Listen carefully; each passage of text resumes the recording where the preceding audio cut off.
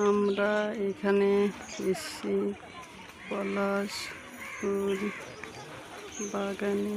সেই বাগানে আমাদের খুব ভালো লেগেছে, তাই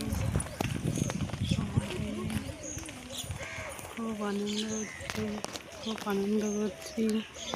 এই আগুন পলাশ ফুল গাছ দেখে আমাদের খুব আনন্দ হচ্ছে।